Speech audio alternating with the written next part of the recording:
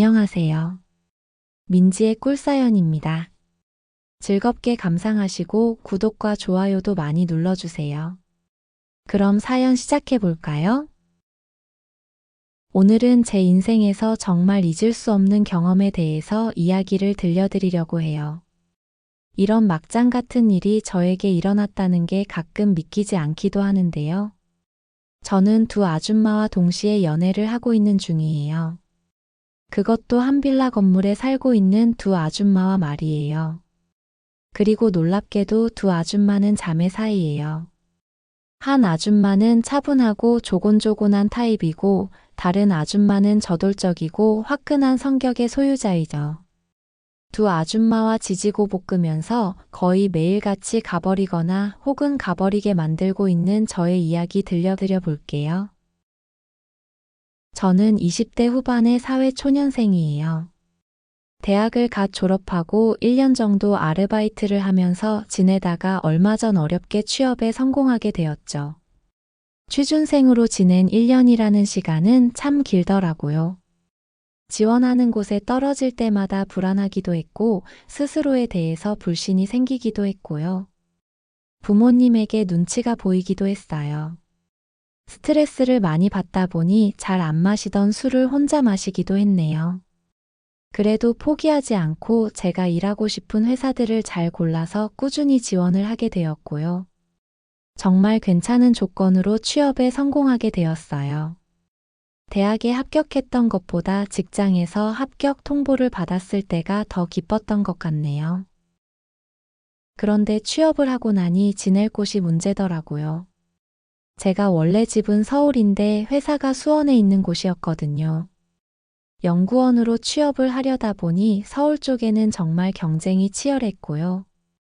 살짝 눈높이를 낮춰서 서울을 포기하니 좋은 취업 자리를 구할 수 있었던 거죠. 아무튼 집에서 회사를 다닐 엄두는 나지 않았고요. 저는 혼자서 지낼 만한 방을 알아보기 시작했어요. 아르바이트만 해온 탓에 전세를 구할 자금은 없었고요. 일단은 월세방을 알아보기 시작했어요. 처음에는 회사에서 아주 가까운 신축 빌라 위주로 매물을 알아봤는데요. 서울이 아니어서 월세가 쌀 줄 알았는데 수원도 제가 생각했던 것보다 월세가 꽤 비싸더라고요. 그래서 처음에는 깔끔한 신축 빌라 위주로 매물을 보다가 눈높이를 조금 낮추기로 했죠. 그렇게 여러 매물을 둘러보다가 연식은 좀 되었지만 관리가 잘 된 빌라를 발견하게 되었는데요. 내부는 생각보다 아늑했고 무엇보다 조용한 동네라는 점이 마음에 들었죠. 월세도 예산에 딱 맞는 수준이라 부담이 덜했어요. 회사에서 걸어서 30분 정도 걸리는 곳이라 살짝 거리가 있는 느낌이기는 했는데요. 운동 삼아서 출퇴근할 때 걷기로 하고는 그 집으로 계약을 하게 되었어요. 바로 수원의 구석진 동네에 있던 5층짜리 구형 빌라, 바로 혜경이 아줌마의 건물이었죠. 저는 그 중에서도 5층으로 이사를 가게 되었는데요. 구식 빌라라서 엘리베이터가 없는 게 조금 불편할 듯 했지만 그래도 다른 것들이 마음에 들었어요. 특이한 점은 없었는데 계약 전에 부동산 아저씨가 저에게 담배를 피우냐고 묻더라고요. 집주인 아줌마가 담배 피우는 사람을 꺼려한다면서요. 저는 비흡연자라고 이야기를 했더니 아저씨는 그러면 문제될 게 없겠다면서 계약일에 보자고 그날은 마무리를 하게 되었죠. 그때까지만 해도 집주인 아줌마가 상당히 까다로운 사람인 줄 알았어요. 혹시 살면서 이것저것 참견하지는 않을까 걱정이 되기도 했고요. 물론 그건 쓸데없는 걱정에 불과한 것이긴 했지만요. 그리고 계약 당일 부동산에서 혜경이 아줌마를 처음 만나게 되었죠. 50대쯤으로 보이는 혜경이 아줌마는 나이에 비해서 상당히 젊어 보이는 듯 했어요. 단정한 단발머리에 과하지 않은 화장도 세련되어 보이는 느낌이었죠. 처음에는 그냥 집주인이라는 생각에 대수롭지 않게 인사만 하고 말았는데요. 그 순간 아줌마가 가볍게 웃으면서 말하더라고요. 엘리베이터가 없는 5층이라 월세를 싸게 내놓은 거예요. 지내는 동안 불편한 거 있으면 언제든 이야기해요. 연구원이라고 들었는데 그래서 그런지 엄청 젠틀해 보이네요. 까다로운 집주인일까 상당히 걱정을 했었는데요.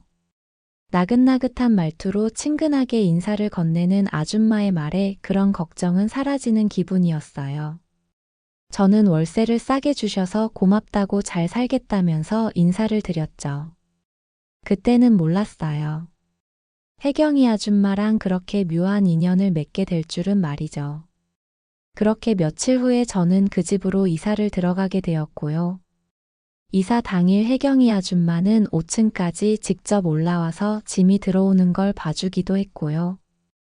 이것저것 알려주면서 신경을 써주더라고요. 5층에 올라오시는 거 힘들지 않으시냐고 물어봤는데요.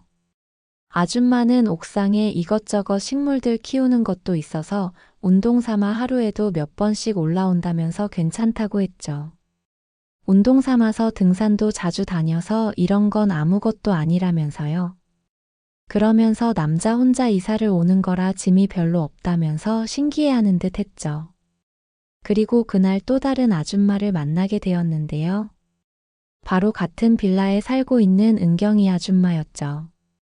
이삿짐을 나르는 소리에 1층에 내려와서는 이사 온다는 총각이냐고 물어보더라고요. 부스스한 파마머리에 누가 봐도 잠을 자다가 나온 것처럼 보였는데요. 이사하는 소리에 깼다면서 살짝 투정을 부리는 것처럼 보이기도 했어요. 그때가 오전 10시쯤이어서 그닥 이른 시간도 아니었는데 말이에요. 은경이 아줌마는 혜경이 아줌마의 친동생이었는데요. 이혼하고는 언니인 혜경이 아줌마의 빌라에 얹혀 사는 중인 듯 했어요. 건물 주인 혜경이 아줌마는 101호에 살고 은경이 아줌마는 201호에 살고 있었죠. 나중에 알게 된 거긴 한데요. 은경이 아줌마는 이혼을 하고는 언니네 건물에 월세도 안 내고 그냥 살고 있는 중이라고 했어요. 제대로 된 직장도 없고 이혼하고 오갈 데 없는 동생을 혜경이 아줌마가 받아준 셈이었죠. 자매이다 보니 닮기는 했는데 두 사람은 묘하게 분위기가 다르더라고요. 혜경이 아줌마가 차분하고 우아한 분위기를 풍겼다면 은경이 아줌마는 살짝 철이 없어 보이는 느낌이었다고 할까요? 은경이 아줌마는 40대 후반쯤으로 보였는데 살짝 푼숫기도 있는 듯 했어요. 이삿짐을 나르는 저에게 다가와서는 월세를 얼마에 들어왔냐면서 묻기도 했고요. 무슨 일을 하는지 직장이 어딘지 이것저것 많이도 물어보더라고요. 그러다가 혜경이 아줌마가 와서는 이사하느라 바쁜 사람에게 뭘 그렇게 물어대는 거냐고 은경이 아줌마를 끌고 가는 바람에 질문 세례가 마무리가 되기는 했네요. 앞으로 일어날 일은 전혀 예상하지 못하고 그때까지만 해도 참 우애 좋은 자매라고 생각하고 말았던 것 같아요. 그렇게 저의 직장 생활이 시작이 되었어요. 아르바이트만 주구장창 해오다가 직장인이 되어서 정식 출근을 한다는 게 참 기분이 좋더라고요. 회사 일도 재밌게 느껴졌고 직장 상사, 동료분들도 잘 대해주셔서 모든 게 마음에 들었어요. 그렇게 며칠쯤 지내니 첫 직장에 대한 설렘은 조금씩 줄어들어갔지만 그래도 직장인이 되었다는 뿌듯함은 계속되었어요. 돈은 어떻게 모을 것인지, 퇴근하고 여유 시간에는 뭘 할 건지 이런저런 계획을 잔뜩 세우기도 했죠. 물론 좋은 여자를 만나서 연애도 하고 결혼하고 싶다는 생각을 하기도 했고요. 그러다가 그 집에 살게 된 지 일주일쯤 지났을 무렵이었는데요. 퇴근하고 집에 가는데 1층에서 혜경이 아줌마가 화분 몇 개를 옮기는 걸 보게 되었어요. 아줌마가 옥상에서 이것저것 키운다는 이야기를 들어서 옥상으로 옮기시는 건가 물어봤죠. 그 말에 아줌마는 반가운 듯 고개를 끄덕이면서 답을 했어요. 요즘 햇살도 좋고 해서 상추랑 방울토마토를 조금 심어보려고 해요. 싱싱하게 따서 먹으면 맛있잖아요. 저는 올라가는 길이니 도와드리겠다고 화분이랑 흙봉지 같은 것들을 들어드렸고요. 함께 몇 번 계단을 오르내리니 금세 일이 마무리가 되었죠. 그때 처음으로 옥상에 올라가 보게 되었는데 단정한 아줌마 성격처럼 여러 가지 식물들이 잘 정리가 되어 있더라고요. 아줌마는 덕분에 일이 금방 끝났다면서 방긋 웃어주었어요. 그리고는 저를 바라보면서 이야기를 했죠. 지운 총각 덕분에 일이 금방 끝났네요. 사실 나 혼자 살아서 그런지 이런 거라도 안 하면 너무 조용해서 심심하더라고요. 그러면서 고맙다고 살짝 가빠진 호흡으로 제 팔을 토닥이면서 덧붙였어요. 오는 게 있으면 가는 게 있어야지. 괜찮으면 우리 집에 와서 차라도 한잔하고 갈래요? 거친 숨을 몰아쉬면서 이야기하는 아줌마의 그 이야기에 저는 끌리는 느낌이었고요. 흔쾌히 그러겠다고 이야기를 했어요. 왠지 혜경이 아줌마랑은 가까이 지내도 좋을 것 같다는 생각이 들었거든요. 집주인이기도 했고 또 차분하고 단정한 스타일이 마음에 들기도 했고요. 무슨 느낌이었는지 모르겠지만 혜경이 아줌마가 궁금해지기도 했던 것 같아요. 그렇게 저는 옷을 갈아입고 혜경이 아줌마네 집으로 내려가 보게 되었죠. 아줌마네 집은 은은한 화장품 냄새가 가득했어요. 집안은 아줌마처럼 단정하게 잘 정리가 되어 있었고요. 다만 5층짜리 빌라 건물을 소유하고 있으면서 혼자 살고 있는 게 이상하다는 생각이 들긴 했죠. 아줌마는 저에게 저녁을 먹었냐고 물어보더니 본인은 저녁을 일찍 먹는 편이라 줄 게 차밖에 없다면서 차를 한 잔 내왔어요. 저도 회사에서 직장 동료랑 먹고 왔다고 이야기를 하고는 아줌마가 준 차를 음미하기 시작했죠. 부담스러울 줄 알았는데 혜경이 아줌마와의 대화는 꽤 편하게 이어졌어요. 나이 차이는 조금 나는 편이었지만 은근히 성격도 저하고 비슷한 편이었고 대화하는 스타일도 통하는 것 같더라고요. 저는 어렵사리 1년 만에 취업해서 이곳에 오게 되었다는 이야기를 허심탄회하게 털어놓았고요. 아줌마도 제 이야기를 묵묵히 들어주었죠. 저는 실례가 되지는 않을까 고민하다가 궁금한 마음에 그냥 물어보기로 했어요. 이렇게 큰 빌라 건물을 갖고 계신데 가족은 있으신 건지 왜 혼자 사시는 건지 그런 게 궁금했거든요. 아줌마는 잠깐 망설이는 듯 했지만 이내 본인의 이야기를 들려주기 시작했죠. 남편이 건설업을 크게 했었는데 사별하게 되었고 이 빌라 건물을 하나 남기고 갔다고 말이에요. 제 또래 아들이 한 명 있는데 유학을 가 있다고도 했고요. 아들이 미국에서 자리를 잡으면 한국 생활을 정리하고 미국에서 같이 살자고 이야기를 한다고 했는데요. 나이 먹고 타국 생활에 적응하는 게 쉬울 것 같지가 않아서 내키지 않는다는 이야기를 하기도 했죠. 그러면서 휴대폰에 있는 아들 사진을 보여줬는데요. 확실히 미국 물을 먹어서 그런가 아들이 참 체격도 좋아 보이고 멋진 것 같더라고요. 아줌마는 아들 이야기가 나오자 말도 많아지고 얼굴이 밝아지는 듯 했는데요. 어딘지 모르게 외로움에 젖어 있는 듯한 느낌이 들기도 했어요. 그렇게 대화는 한동안 이어졌는데요. 아줌마는 내일 출근해야 하는 사람을 붙들고 말이 너무 길어졌다면서 올라가서 쉬라고 이야기를 하더라고요. 저는 아줌마에게 왠지 모를 친근함 같은 걸 느끼게 되었고요. 조심스레 아줌마에게 물어보았죠. 종종 아줌마랑 차 한 잔씩 하고 싶은데 어떠시냐고 말이에요. 저의 그 말에 아줌마는 수줍게 웃으면서 좋다고 이야기를 했어요. 그리고 한마디를 덧붙였죠. 차만 마시지 말고 일주일에 한 번 정도 동네 산책 같이 해요. 이 동네 조용해서 저녁에 걷기 좋아요. 그렇게 저는 혜경이 아줌마와 졸지의 산책 파트너가 되기로 약속을 하게 되었죠.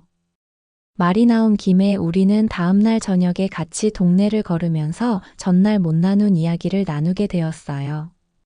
아줌마는 등산도 좋아하고 산책도 좋아하는데 밤에 혼자 나오는 게 꺼려졌다면서 남자인 제가 동행해주니 너무 든든하다면서 웃어주었죠. 그 뒤로 일주일에 한두 번씩 아줌마랑 퇴근 후에 동네 산책을 하게 되었어요. 간혹 산책 후에 아줌마네 집에서 차를 얻어 마시기도 했고요. 사실 그때까지만 해도 우리 사이는 산책 파트너에 불과했어요. 그러다가 아줌마랑 산책을 하고 돌아오는 모습을 은경이 아줌마에게 들키게 되었는데요. 은경이 아줌마는 둘이서 뭐하고 온 거냐고 눈을 흘기면서 캐물었고요. 혜경이 아줌마는 그냥 우연히 만나서 동네를 같이 걷다가 온 거라고 둘러대고 넘어가게 되었죠. 하지만 은경이 아줌마는 의심의 눈초리를 거두지 못하는 것 같았어요. 그 일을 계기로 은경이 아줌마가 저에게 접근을 해오기 시작했네요. 그날 저녁에 은경이 아줌마는 쪼르르 제 방으로 올라와서는 둘이 무슨 일이 있었던 거 아니냐고 가십거리라도 찾은 것처럼 캐묻기 시작했는데요. 정말 별일이 없었다는 걸 알고는 오히려 더 잘됐다면서 자기랑 가깝게 지내보는 게 어떻겠냐고 추파를 던지더라고요. 본인도 젊은 남자랑 산책도 하고 좋은 시간을 보내고 싶다면서요. 그러더니 자기는 언니랑 달라서 술도 좋아하고 하는데 술 한잔 하자면서 노골적인 유혹을 해왔죠. 사실 객관적으로 봤을 때 은경이 아줌마가 더 젊기도 했고 남자들이 더 좋아하는 타입이긴 했어요. 몸매도 더 글래머였고 성격도 쿨해 보이는 게 은근 잘 줄 것 같은 그런 분위기였거든요. 아무튼 그날은 혜경이 아줌마와 산책을 하고 왔던 터라 내일 술 한잔 하자고 이야기를 하고는 은경이 아줌마를 돌려보냈는데요. 아줌마는 결국 제 연락처를 알아내서 돌아가게 되었어요. 내일 술 약속 잊지 말라는 메시지를 보내기도 했고요. 그리고 다음날 정말로 은경이 아줌마는 제가 퇴근하기를 기다렸다가 소주에 안주거리를 싸들고는 제 방으로 찾아오고 말았죠. 자매이기는 한데 두 아줌마는 확연히 성격이 다르더라고요. 은경이 아줌마는 좋게 말하면 성격이 적극적이었고 어찌 보면 해퍼 보이는 타입이었다고 할까요? 그래도 대화는 재밌게 이어졌어요. 서로 이것저것 호구조사하듯이 물어보기도 하고 가벼운 대화도 나누다가 결국 우리의 대화는 성인들의 그런 대화로 이어지기까지 했고요. 은경이 아줌마는 남자랑 재미를 못 본 지가 오래되었다면서 은근히 저를 유혹하는 신호를 보내는 것 같기도 했어요.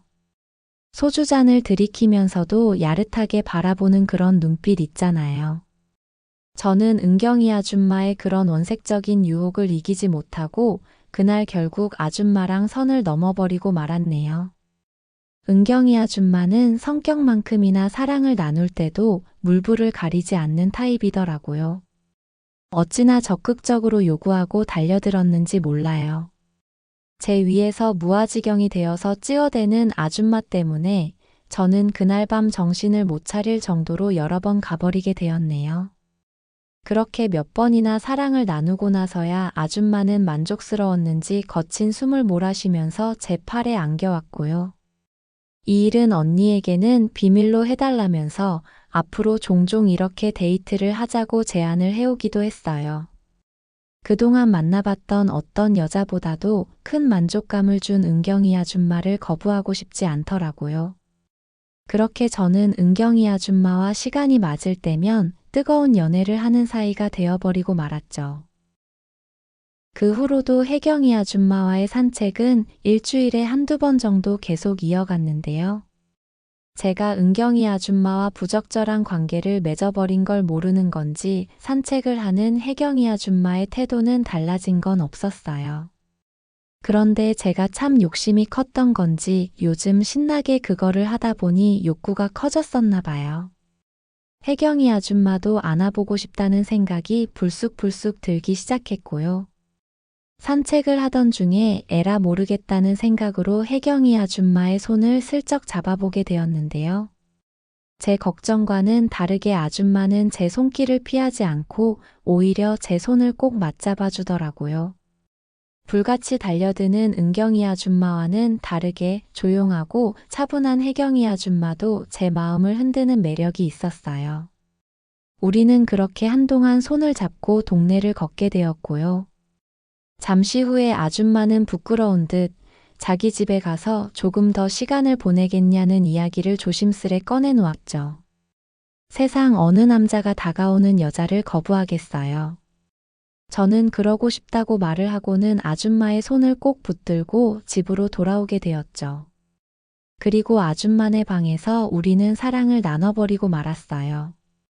두 아줌마 자매와 사랑을 나눠버리는 막장 같은 일을 저질러버렸다는 생각이 저를 더 흥분되게 만드는 것 같더라고요.